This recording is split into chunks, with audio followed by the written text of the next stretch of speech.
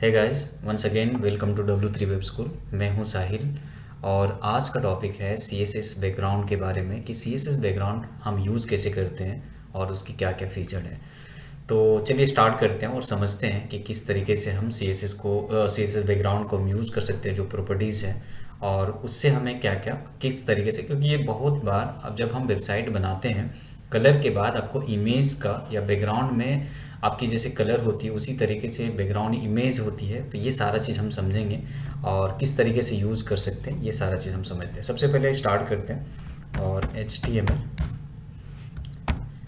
CSS background. तो normally इसमें क्या क्या होती है CSS बैकग्राउंड में, CSS कलर होती है जैसे background colour, background image, background position and background repeat, ये सारा चीज़ होती है। एंड उसके बाद आप कलर को ऑपेसिटी कम कर सकते हैं, वॉट एवर जो भी आप चाहते हैं उस तरीके से आप यहाँ पे काम कर सकते हैं। तो सबसे पहले मैं क्या करता हूँ, इंटरनल CSS में यहाँ पे अटैच कर लेता हूँ, मतलब लिख लेता हूँ और पर्टिकुलर एक बॉक्स हम बना लेते हैं और इसमें एक विथ एट्रीब्यूट यूज़ करते हैं। मान लीजिए कि 500 पिक्सल, हाइट भी ले लेते हैं 500 पिक्सल।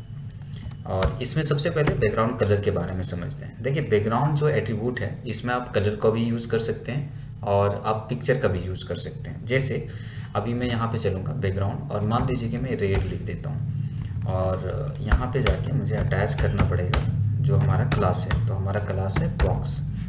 एक बार मैं इसे ब्राउज़र पे देख लेता हूँ कि ये किस तरीके से दिख रही है। तो कुछ इस तरीके से दिख रही है। मैं इसे सेंटर में ले आता हूँ। तो हमें एक एट्रीब्यूट यूज़ करना है, मार्जिन कुछ भी लाइक 50 पिक्सल ऑटो। ये हमारा इस तरीके से हमने यूज़ कर लिया। तो कुछ इस तरीके से दिख रही है। बेसिकली आप बैकग्राउंड कलर भी यूज़ कर सकते हैं, इस तरीके से कलर भी यूज़ कर सकते हैं।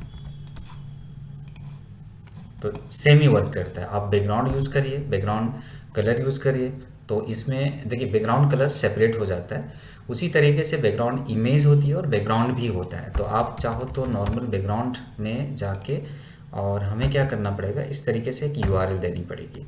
और अगर इमेज को अटैच करना है, सिंगल कोड देना है। और अगर मान लीजिए कि अगर मेरे पास फोल्डर में कोई पिक्चर है या फोल्डर में नहीं भी है, तो एक मान लीजिए कि पिक्चर में यहाँ से कहीं से भी, मतलब इस तरीके से गया और पिक्चर को मैं डेस्कटॉप पे रख देता हूँ। तो ये सिंपल क्या होगा कि हमारा यहीं पे अटैच हो जाएगा। तो हम क्या करते हैं, जैसे कि जो भी हमारा पिक्चर का नाम है, जैसे banner.png, तो मैं यहाँ पे लिख दूँगा banner.png। एक बार देखते हैं कि ये कैसे दिख रही है और किस तरीके से अटैच हो रहा है। तो यहाँ पे इस तरीके से हो रहा है। तो जैसे कि आपने देखा कि बैकग्राउंड कलर का भी यूज़ कर सकते हैं बैकग्राउंड में, और बैकग्राउंड इमेज का भी यूज़ कर सकते हैं। मान लीजिए कि मैं यहाँ पे चलता हूँ और इस तरीके से मैं बैकग्राउंड इमेज दे देता हूँ, तो तब भी ये क्या होगा, बैकग्राउंड इमेज तब भी काम करेगा। बट इस पर क्या क्या चीज़ होती है, तो बैकग्राउंड के इमेज के अलावा यहाँ पे आप बैकग्राउंड रिपीट का यूज़ कर सकते हैं। जैसे मान लीजिए कि मैं इसका यूज़ करता हूँ। तो बैकग्राउंड रिपीट क्या होती है कि जो पिक्चर होती है वो कभी कभी रिपीट होता है, मतलब एक से ज़्यादा बार रिपीट होती है।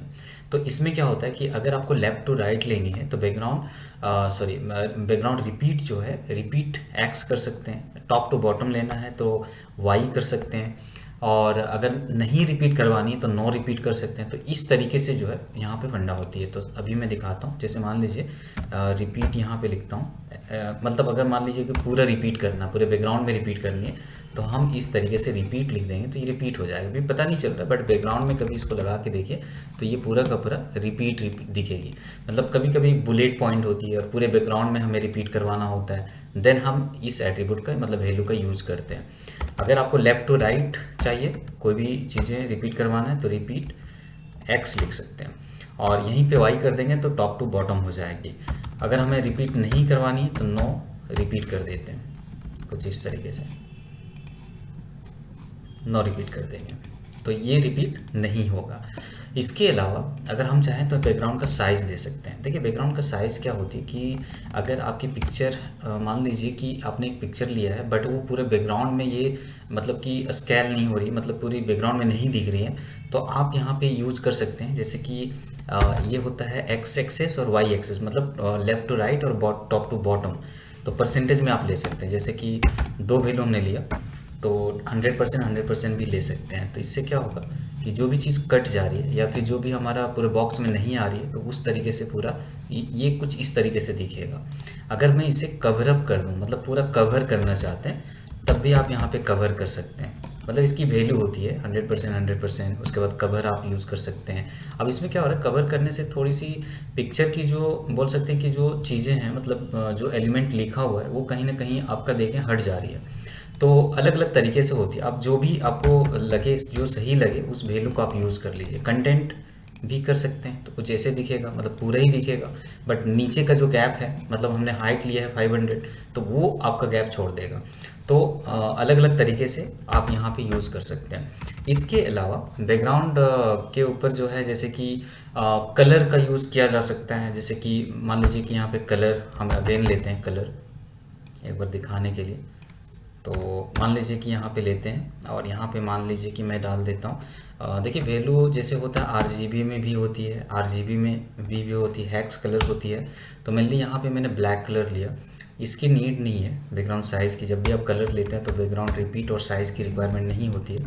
तो अगर आप मैं यहाँ दिखाना चाहूँ तो इस तरीके से दिखेगा, बट यहाँ से आप चाहे तो ऑपेसिटी कम ज़्यादा कर सकते हैं, 0.5 या 0.6, 50% या 60% आप इसको रिड्यूस कर सकते हैं, या ऑपेसिटी भी दे सकते हैं। मान लीजिए कि मैं यहाँ पे रख लेता हूँ और यहाँ पे मैं ऑपेसिटी दे दूँ 0.3, कुछ इस तरीके से, तब भी ये हल्का हो जाएगा कलर।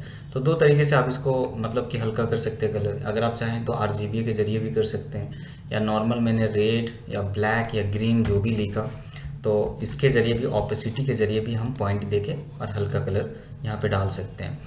और ये सारी चीज़ें यहाँ पे यूज होती है। बैकग्राउंड में एक चीज़ और होता है, जो होता है आपका बैकग्राउंड ग्रेडियंट। अगर मान लीजिए कि ग्रेडियंट यूज़ करना है तो ग्रेडियंट में दो तरीके का होता है ग्रेडियंट। एक होती है लिनियर ग्रेडियंट और एक होती है हमारी नॉर्मल रेडियल ग्रेडियंट। तो यहाँ पे आपको लेना पड़ेगा बैकग्राउंड और यहाँ पे लिखना है हमें लिनियर ग्रेडियंट। और यहाँ पे मान लीजिए कि हमें कलर चाहिए, जैसे कि रेड, ग्रीन, ब्लू। आप जितना कलर लेंगे कॉमा कॉमा करके आपको वैल्यू को देना पड़ेगा। तो कुछ इस तरीके से। और इसमें आप चाहो तो डिग्री लगा सकते हैं, मतलब जैसे 40 डिग्री मैं लगा देता हूँ, तब भी क्या होगा, कुछ इस तरीके से हो जाएगी। आप चाहो तो ऑपेसिटी कम ज़्यादा कर सकते हैं। यहाँ पे आपको रेडियल का भी यूज़ कर सकते हैं। रेडियल ग्रेडियंट अगर आप करते हैं तो कुछ इस तरीके से बैकग्राउंड। तो बैकग्राउंड में क्या होता है बेसिकली, अगर आप जब बैकग्राउंड यूज़ करते हैं तो ज़्यादातर हमारा कलर होता है बैकग्राउंड कलर, या फिर हमारा जो है बैकग्राउंड इमेज का यूज़ होती है। अगर आप इमेज को यूज़ करते हैं देन आपकी वैराइटीज़ थोड़ी और चेंज हो जाती है, जैसे कि बैकग्राउंड साइज़ हो जाती है, बैकग्राउंड पोजीशन भी होती है यहाँ पे। मतलब पोजीशनिंग क्या करनी है आपको, मतलब लाइक 100% में करना है, या लेफ़्ट करना है, या राइट करनी है, या टॉप करना है, तो इस तरीके से, या सेंटर करना है, तो बैकग्राउंड पोजीशन का भी आप यूज़ कर सकते हैं। होप सो ये वीडियो आपको अच्छा लगेगा और हमारे चैनल को सब्सक्राइब करिए। और अगर कोई क्वेश्चन है तो कमेंट में ज़रूर आप लिखिए। Thank you so much.